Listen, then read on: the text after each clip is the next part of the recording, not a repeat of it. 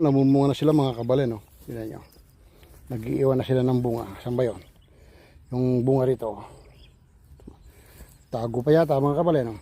Ito, yan o. Nakita nyo kabale? Yan o. Yan.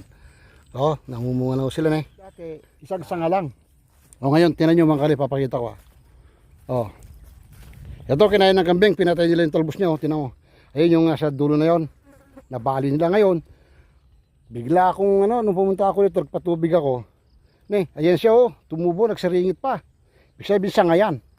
Tumami yung sanga niya. Ano mga kapalit? Kaya tuwa-tuwa po ako. Ginanahan na naman ako magano rito. Ayan nagsaringit siya sana, bagay wala nang L. Kaplan Vlogs by Sunny Santos. Halina't ating saksihan ang buhay dito sa probinsya.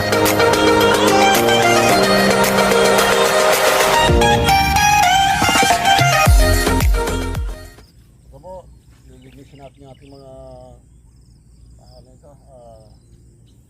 dahil mag-aabono po tayo ngayon.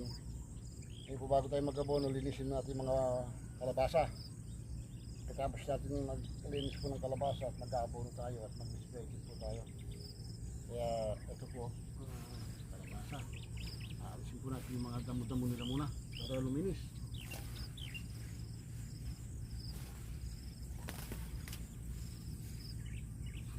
Ayan po mga kabale, medyo sila na ng damo.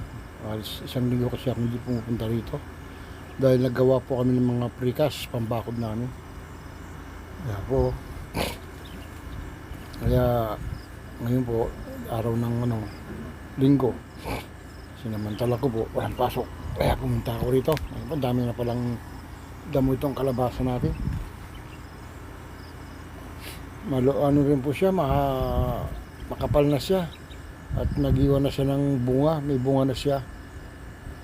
Kanina marami na rin ako nakuha ang mga bulaklak niya. Ngayon po gagawin natin dito bago natin naabunuhan ng pampabunga. Tanggalin kong nito mga damo para hindi sayang yung fertilizer. Ang mismong kalabasa yung maka-absorb ng niya, vitamins niya. Yan, dami mga ito ng mga damo to, hindi sayang ito. Iuwi ko po to mga kabalan, ipapakain ko po sa mga kambing ko. Ito kalabasa itong sa baba, tapos meron tumubong may tumubong okra. Nahanap ko yung puno niya. Pati okra po namumunga na rin.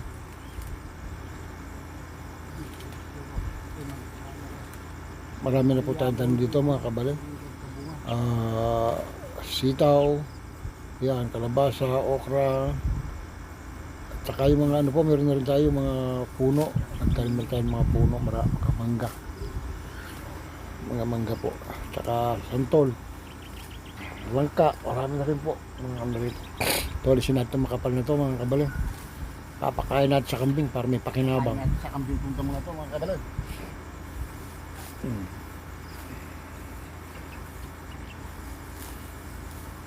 Sayang din po kasi itong damo, pakinabangan ng mga kambing. Ayan po mga kabale,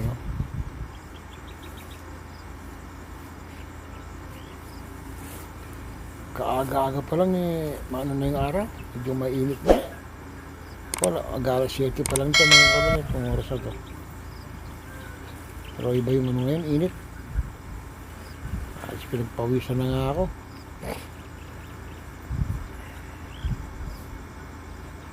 Yan po mga kabale, Sus Maria Josep, makapal pa banda rito. Ayan, alisin na rin natin ito para malinis na rito.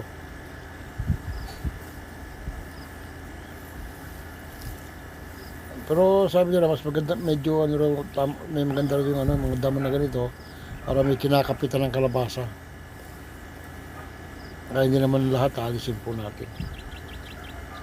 Babawasan na natin yung mga sa malapit sa puno. Ano ba mga kabalan? Papakita ko sa inyo. Ito po yung gagamitin natin na ano. Ayan o. Abono. Ano po to? Yung pangpabunga. Pagpabulaklak. Ganon. Ibang klase po. Oh. Ibang klase po mga kabali. Ayan o. Ibang klase po ito. Kaya ito po yung iaanan sa tubig. Tapos ibibilig po natin dyan sa mga halaman na yan. Oh. Sagutin mo sila.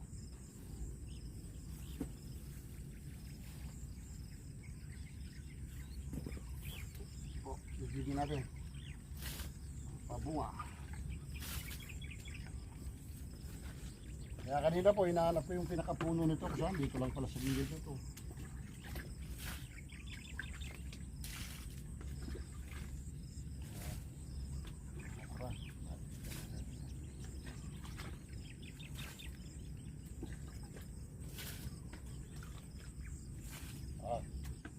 Kasi hindi lang naman ito didiligan natin mga kabarin. Marami tayo mga natin sa doon mga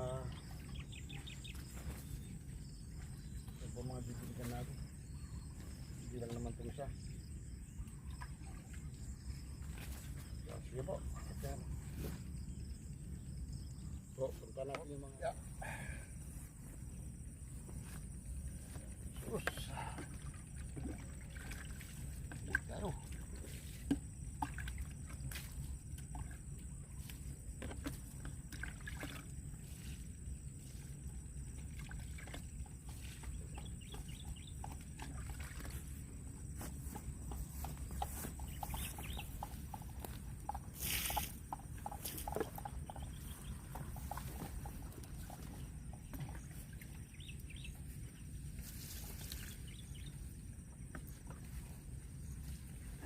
Ayan po mga kabalero, mga ano naman ito, mga sitaw.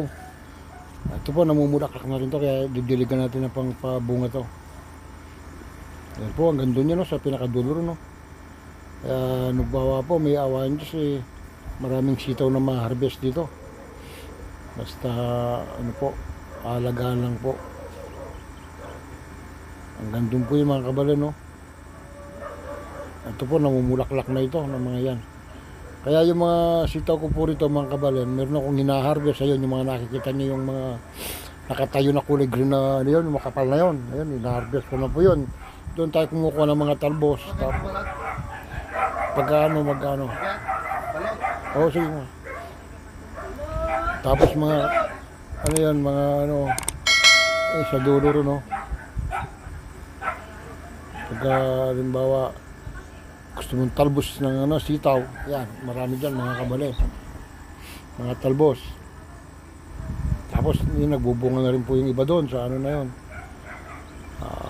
Kaya yung mga tanim ko po rito mga kabale, hindi lang po ano, paisa-isa yung ibig sabihin, nag-harvest ka, tapos may naka-prepare na naman na susunod na magbubunga, kaya tuloy-tuloy. Pag halimbawa, namatay na yung mga nauna na naman, hindi na magbubunga, alisin na natin. O, pero naman kasunod na magbubunga. Kasi ang natin mga kabalan, hindi naman talaga pang commercial ito, kundi pagkain lang natin araw-araw. Ano, tsaka yung mga kapitbahay, kasama na ron. Ano po mga kabalan? Ayan po mga kabalan, sige po, pagka ano tayo ulit. Higim na tayo tubig, sige po. Ito, titimpla na naman tayo ulit mga kabalan. Kasi naubos na yung kanina. Pero wala na palang tubig ko, kukunti na lang.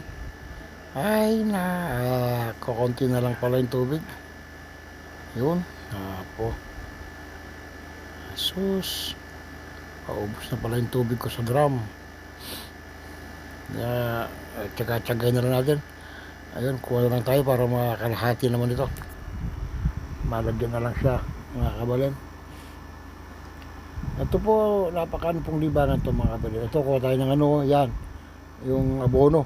Na isang takal po yan, eh, no? Yan, isang ganyan, isang lata ng sardinas. Yan. Yan po mga kabalan, no? Tapos ihalo po natin to bago natin didilig. Kasi itong nakaraan po ito, nasubukan ko na rin to. Oo nga, madaling, maraming may bubunga po yung ano. Talong naman ng inano ko rito nung diniligan ko ng ganito. Kabilis magbunga, kasipag. Kaya nasubukan ko na rin po. Ayun, ididilig natin ng banda ron sa dulo ron sa ano. Ano po mga kababayan.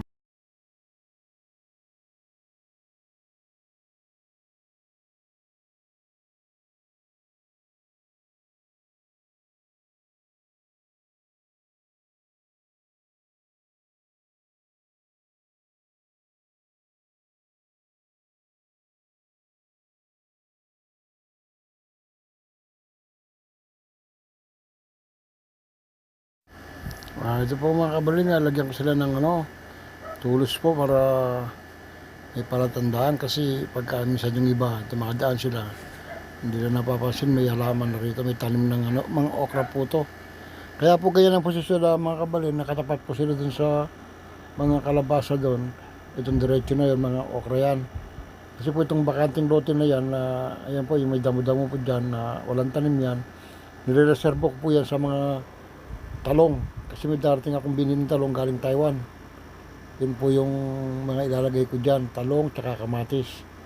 Kaya nakareservo po yung diretsong maluwang na yan hanggang doon. Doon po sa dulo ron. Kaya, ito, tinapatan ko itong mga ano ng kalabasa. Ito, di na magagalaw to. Okra yan. Tsaka doon naman sa kabila ng kalabasa ron, banda sa dulo, mga ano naman po yun, mga kamote, pantalbusan ng kamote. Para hindi po sila mahalo-halo. Marami po tayong itatanim na gulay dito mga kababayan, maluwang po. Tapos yung nakikita nyo yung ano na yun, pinaka-kubo na yun na silungan. Pag halimbawa, mainit na talaga, dyan ako sumisilong katabi ng gripo ko. Lalagyan din po namin ng ano yan, kahit sawali lang daw, tsaka papag. Pagka yung mga bata, ano, mga binata ko pag pumapasay dito, meron sila kahit papahiga-higa sila. Naman po mga kababayan. Ang buhay dito mga kababayan, mga ano po, pag nandito ko sa bukid, tahimik, presko ang hangin, gano'n. Kaya pagka wala akong pasok, dito po yung libangan ko.